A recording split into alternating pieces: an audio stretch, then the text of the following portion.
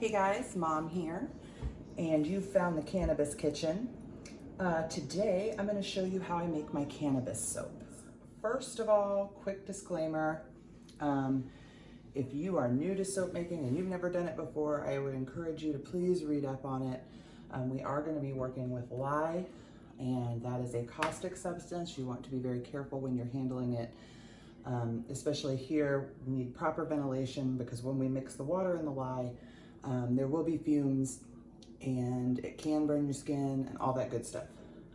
I got most of my information from Brambleberry and Soap Queen. So they've got loads of good information on things like what traces, making up your mixtures and getting your recipes if you want to do that. And then I'll also put a link to the calculator that I use, the lye calculator I use. We need to be very careful that we have enough oil to turn all the lye into soap. Otherwise, the soap can be caustic to your skin. So our measurements are important here and our processes are important here. So I would encourage you definitely, if you're new to this, make sure that you get all the information that you need. It is not all in this video. Okay, that being said, this soap is not a Castile soap, although it is based in olive oil. My recipe is 5.5 parts olive oil, 3.5 parts coconut oil, and 1 part sweet almond oil.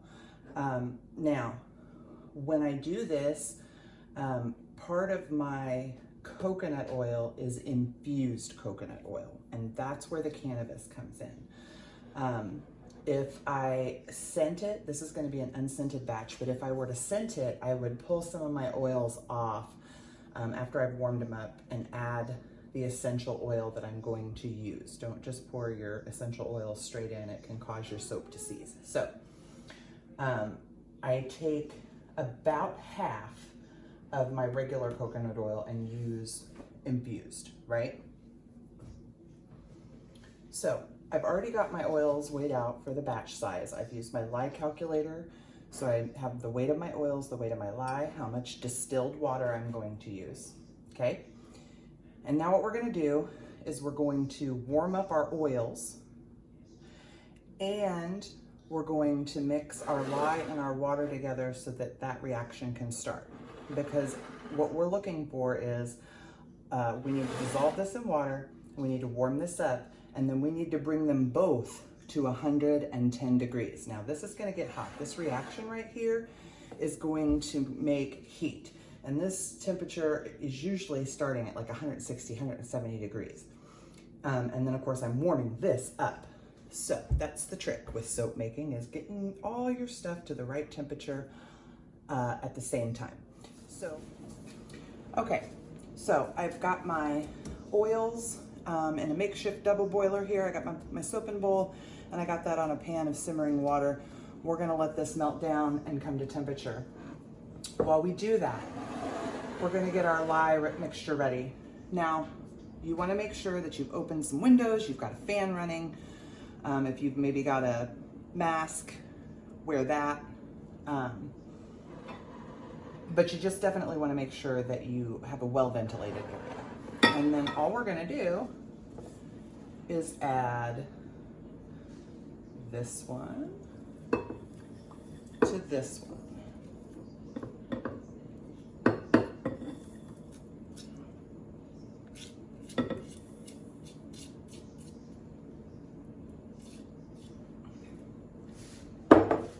And then we're just gonna mix it up. Now I'm standing pretty far back and I cover my mouth and nose.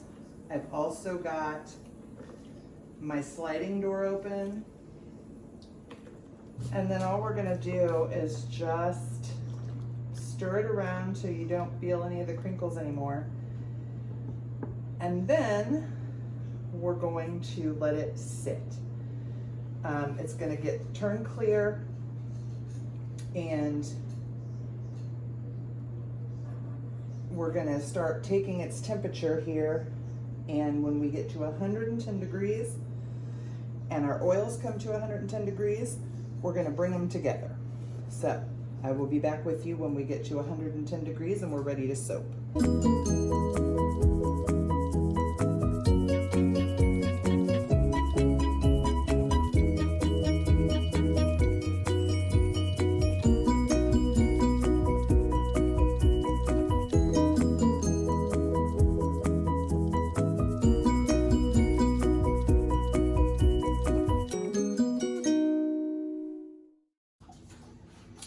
Okay guys, we are back here and we have our oils and our lye water.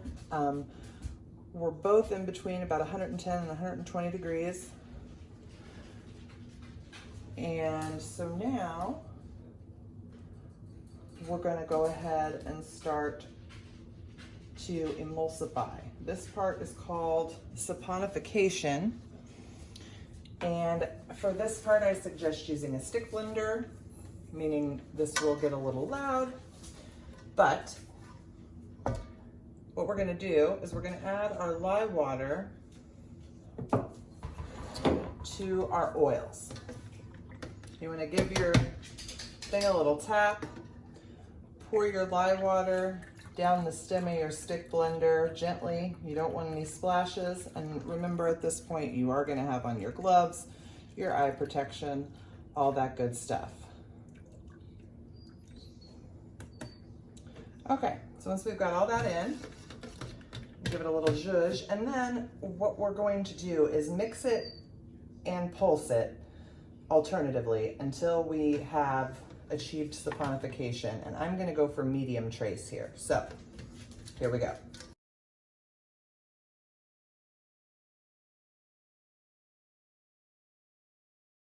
Now what I'm looking here for, guys, is when I pick this up, that it leaves a trace.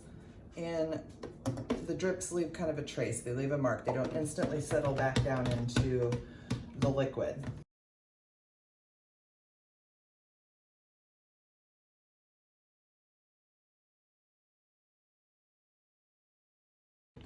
So this is what I would call thin trace. If you were pouring into molds, it's almost like if you're starting to make pudding before it kind of sets up, it's nice and thick. I want it to be a little bit thicker. I'm going to take it a little bit further.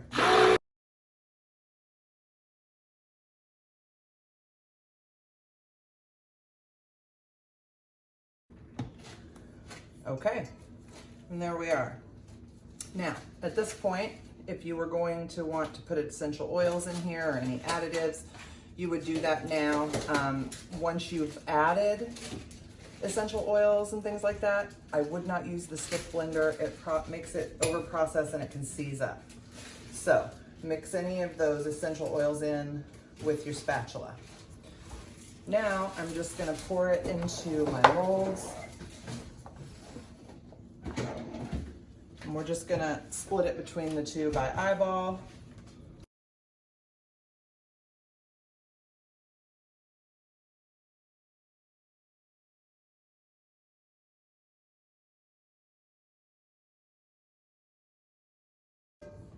Okay, so from here,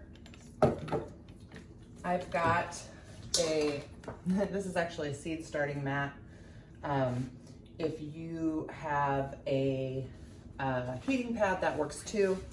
And what I'm gonna do is I'm gonna set these over here on, I put a towel on top, and then I've got the little sensor because it's, you can set the temperature you want it at. And I'm just gonna set the temperature gauge here in between the two. And then I'm gonna let these set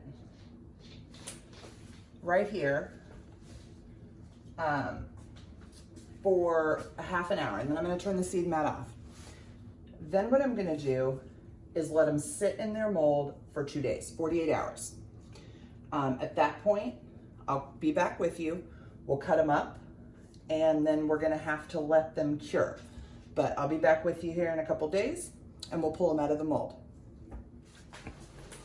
Okay guys, we are back, and it has been actually 3 days. I did not get to this yesterday, but let's go ahead and get these out of their molds and get them cut up. At this point, your soap's gonna be just a little bit kind of soft. It hasn't cured yet. We did use olive oil.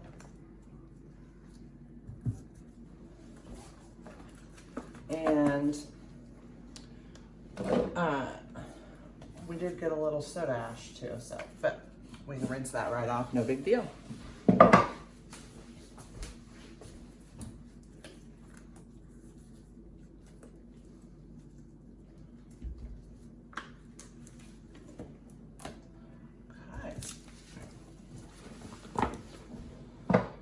So I've got my soap cutter set here. I back it off, I do an inch, but I back it off, I don't know if you can see that, a little bit because I've cut mine with a ridged. I think it gives it a nice cute little decorative thing, but then it also kind of makes it easier to hang on to. So all we're gonna do is cut these into bars.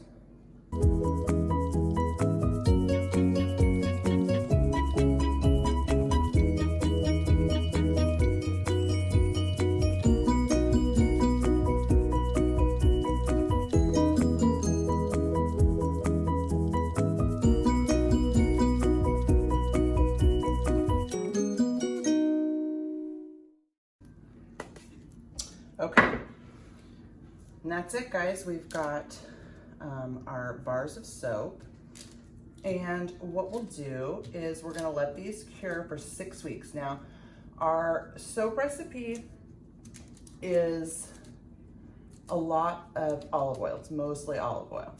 So it's a softer soap that you need to let cure a little bit longer. Oh, that's nice. All right. So I will show you what they look like at 6 weeks and how I package them. But that's it. You've got cannabis soap, all natural, nothing added to it, no scents, just pure soap. So I'll meet you over at the table when it's time to package this up. See you then. Okay guys, and we're back at the table. These are a previous batch that I had done, but to package it, all I do is cut out some brown craft paper and then secure it with one of these little labels. Easy as pie. As usual, the recipe will play at the end of the video. I hope you guys had a good time. I'm Mom. This has been the Cannabis Kitchen, and I'll see you guys next time.